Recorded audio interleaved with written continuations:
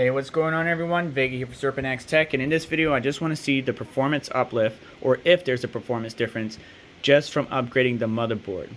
The CPU is a 9800 X3D, the GPU is an EVGA GeForce RTX 3080, nothing too special, but in preparation for the 50 series, I just want to see, will there be some sort of difference by upgrading the motherboard?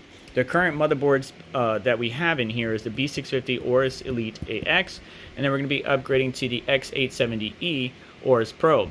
They both have about the same specs, or the features that I personally care about. May not have all the bells and whistles, but at least the features I care about, like 3 NVMe storage bays, PCIe Gen 5 by 16, and then additional for storage. So if we upgrade the motherboard, do we actually see a tangible benefit? They're obviously going to boost the CPU differently because of the VRMs and various features built in. But I'm going to swap this out, swap out the B650 motherboard for the X870, and then I'll bring you back once everything's together, and let's go see and compare the benchmarks with this current setup against the X870E Aorus Pro. I still got to move the storage over from the B650 to the X870, but the heat sinks are about the same. The CPU power is 1 8-pin plus 4-pin versus 2 8-pins. We get a power switch, a reset switch, a ductor debug LED, whereas we didn't get that on the B650. Most of the fan headers, 4-pin PWM, RGB headers are about the same throughout the board. You know, your front panel 3.1, your 3.0, but we did get an extra HDMI for connecting a display. We're going to have one inside our case, which is becoming very popular these days.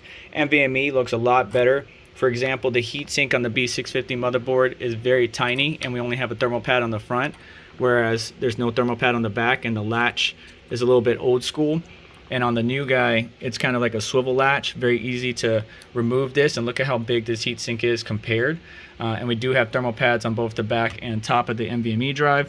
Have to remove the cooler in order to fit it, because otherwise it conflicts with that thermal pad at the bottom. Same NVMe, like the extra second and third slot, about the same. Correction, there's 3 NVMe slots in here. Holy crap.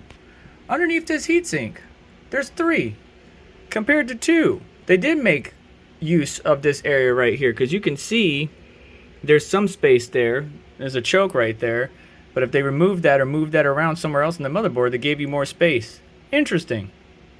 So now I'm going to move this down and just wait for my Gen 5 drive to come in.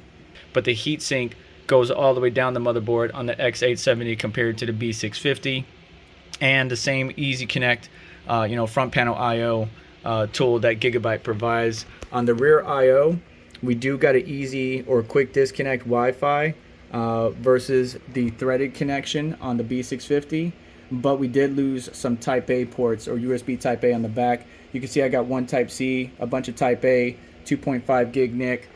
We get the same 2.5 gig NIC, but instead of all the Type A ports that I usually have, I now only have a Type C, 2 Type C ports, and then that quick disconnect. So some pitfalls, some pros and cons, but definitely going to make it work with what we got. Let's continue installing this. And everything's installed again, and I did already do the first peel because this fan was going to be over the IO shield, so I had to do that one first. The rest just peel right off very easily, and this thing is looking really good. I'm really happy that I had more NVMe storage than I expected, and man, does that look good. You can see the Aorus logo and everything. All the peels are done. Now it's time for the GPUs. And while I've been rocking the 3080, I do plan to put the 7900 XTX in here, so that way I can do a comparison against the 5090 in the future. But we're going to go back to the 3080 for now, with the 7900 XTX to be swapped out in the future to do those benchmarks that I was mentioning. So now let's just get it going and show you the benchmark results with the same system. The only difference is we went from a B560 motherboard from Aorus to a X870E from Aorus.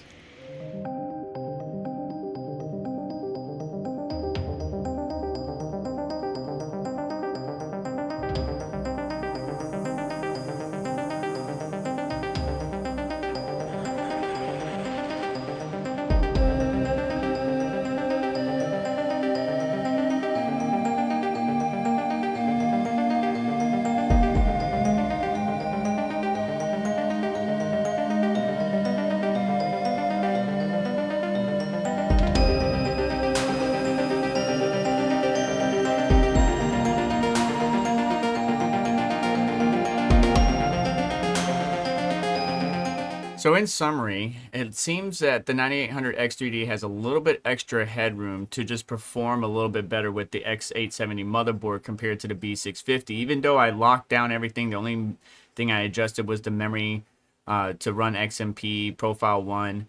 It just felt like it had extra room to run and to roam free, but we didn't see much of a performance gain as far as gaming performance. We do have an outlier for some reason with Cinebench, where we've seen a dramatic score increase despite pretty much everything else being the same. So I wonder if there's a setting, and I did find something inside this X870 motherboard, a BIOS setting that is specifically for X3D chips, but that was disabled. I know that we have more headroom now with this motherboard to really push the 9800 X3D or even any of the 9000 series CPUs a little bit further, but you're not going to get too much of a gain as far as gaming performance is concerned. So the upgrade was warranted. It is nice to have, but it's really going to come down to what are the features that you need on your motherboard, whether it's B650, X870, what are the features, right? We lost some Type A ports. We gained an extra Type C. We got the quick disconnect Wi-Fi, but is it worth the price that this X870 motherboard is going for? I would say no. I would just go with a B650 motherboard and a decent 9000 series or even 7000 series CPU to accomplish your mission, your goals, or whatever you need to do for your specific gaming setup. But that's going to do it for today's video, so do me a favor on the way out. Hit that like button, get subscribed, hit the notification bell to stay up to date, so let's check out additional links in the description to help support the channel on what we do here, and I'll catch you in the next one. Take care.